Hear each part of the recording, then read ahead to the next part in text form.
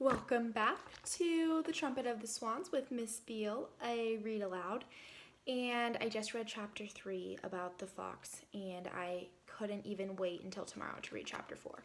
So today, right now, we're reading chapter 4, The Cygnettes. Who remembers what cygnet was? If you said a baby swan, you're right. I wonder if the eggs hatch. During the night, the swan thought she heard a piping sound from the eggs. And in the hour just before dawn, she was sure she felt a slight movement under her breast, as though a tiny body were wiggling there. Perhaps the eggs at last were hatching. Eggs, of course, can't wiggle, so the swan decided she must have something under her that wasn't an egg. She sat perfectly still, listening and waiting. The cob floated nearby, keeping watch. A little swan enclosed in an egg has a hard time getting out. It never would get out if nature had not provided it with two important things: a powerful neck muscle and a small dagger tooth on the tip of its bill.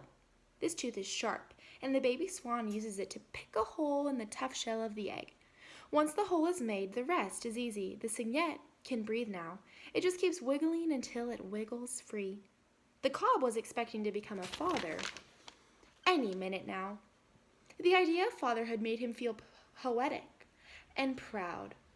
He began to talk to his wife. "Here I glide swan-like," he said. "While earth is bathed in wonder and beauty, now slowly the light of day comes into our sky. A mist hangs low over the pond. The mist rises slowly, the steam from a kettle, while I glide swan-like. While eggs hatch, while young swans come into existence, I glide and I glide. The light strengthens. The air becomes warmer. Gradually the mist disappears. I glide, swan-like. Birds sing their early song. Frogs that have croaked in the night stop croaking and are silent. Still I glide, ceaselessly, like a swan." "Of course you glide like a swan," said his wife. "How else could you glide? You couldn't glide like a moose, could you?" "Well, no, that is quite true. Thank you, my dear, for correcting me." The cob felt taken aback by his mate's common-sense remark. He enjoyed speaking in fancy phrases and graceful language, and he liked to think of himself as a gliding swan-like. He decided he'd better do more gliding and less talking. All morning long the swan heard the piping of the shells, and every once in a while she felt something wriggle beneath her in the nest. It was an odd sensation. The eggs had been quiet for so many days, 35 days in all, and now at last they were stirring with life. She knew that the proper thing to do was sit still. Late in the afternoon, the swan was rewarded for her patience. She gazed down, and there, pushing her feathers aside, came a tiny head. The first baby, the first cygnet. It was soft and downy. Unlike its parents, it was gray. Its feet and legs were the color of mustard. Its eyes were bright. On unsteady legs, it pushed its way up until it stood beside its mother, looking around at the world it was seeing for the first time. Its mother spoke softly to it, and it was glad to hear her voice. It was glad to breathe the air, after being cooped up so long inside an egg. The cob, who had been watching intently all day, saw the little head appear. His heart leapt with joy. "A cygnet!" he cried. "A cygnet at last! I'm a father, with all the pleasant duties and awesome responsibilities of fatherhood. Oh, blessed little son of mine! How good it is to see your face peering through the protecting feathers of your mother's breast, under these fair skies, with the pond so quiet and peaceful, in the long light of afternoon." "What makes you think it's a son?" inquired his wife. "For all you know, it's a daughter. Anyway, it's a cygnet, and it's alive and healthy. I can feel others under me, too. Perhaps we'll get a good hatch. We may even get all 5. We'll know by tomorrow." "I have every confidence that we will," said the cob. Next morning, very early, Sam Beaver crawled out of his bunk while his father was still asleep. Sam dressed and lit a fire in the stove.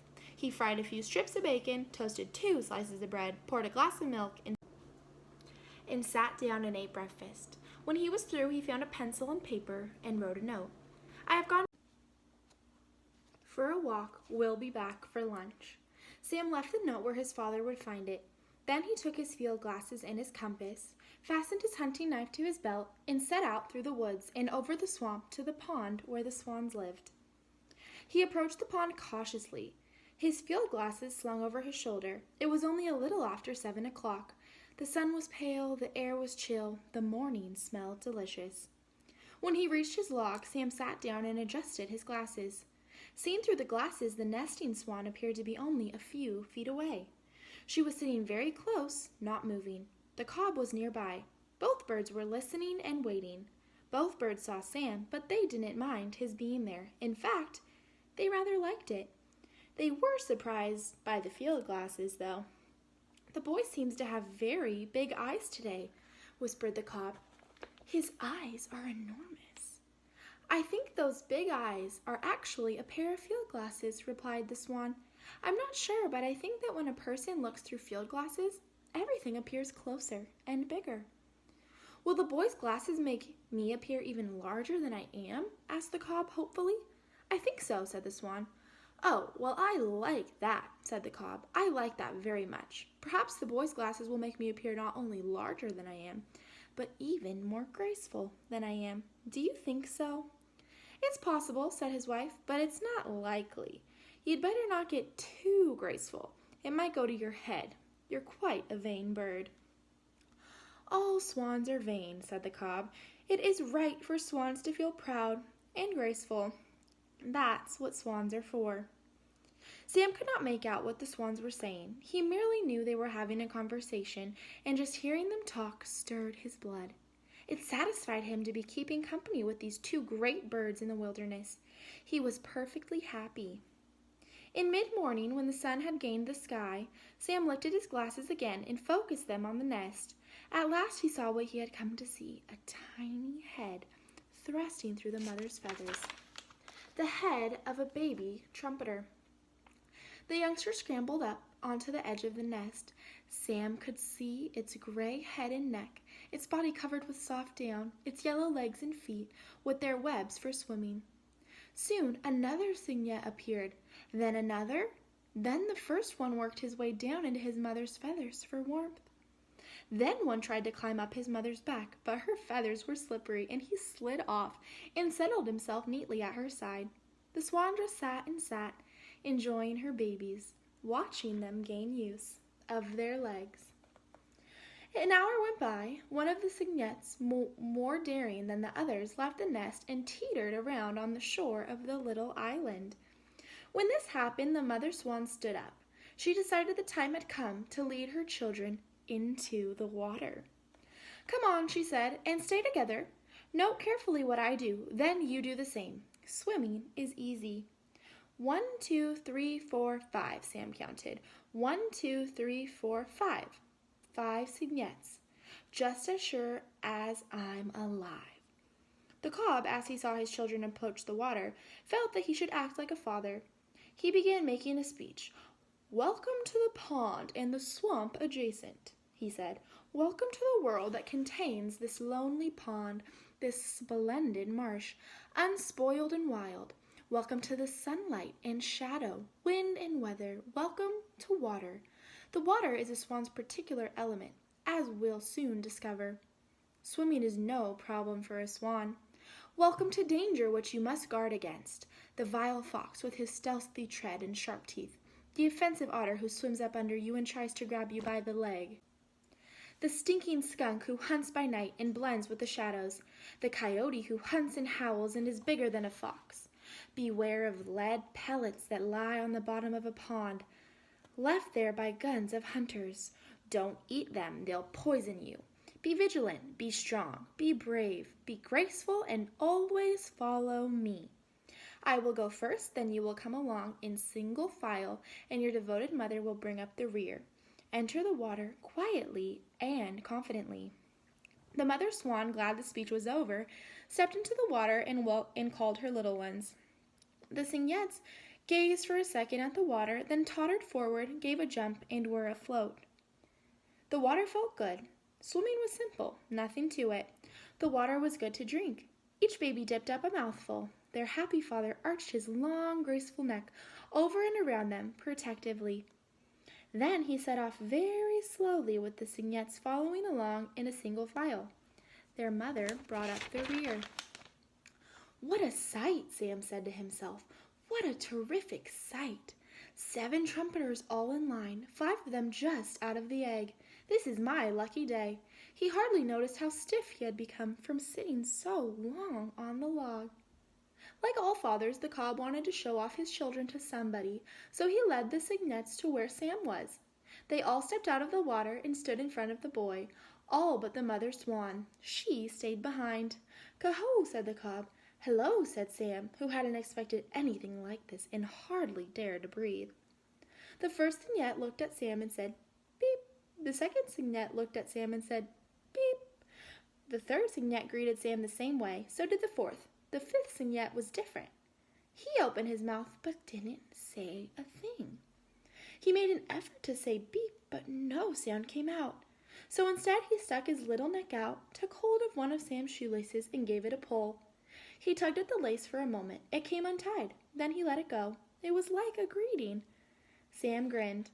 The cob now looked worried. He ran his long white neck between the cygnettes and the boy and guided the babies back to the water and to their mother. "Follow me," said the cob, and he led them off, full of grace and bursting with pride. When the mother thought her young ones had had enough swimming and might be chilly, she stepped out onto a sandy shore and squatted down and called them. They quickly followed her out of the pond and burrowed down under her feathers to get warm. In a moment, there wasn't a cygnette in sight. At noon, Sam got up and walked back to camp, his mind full of what he had seen.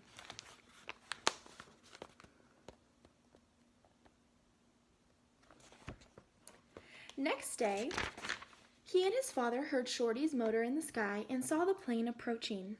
They grabbed their duffel bags. "Goodbye, camp. See you in the fall," said Mr. Beaver as he shut the door and gave it a pat.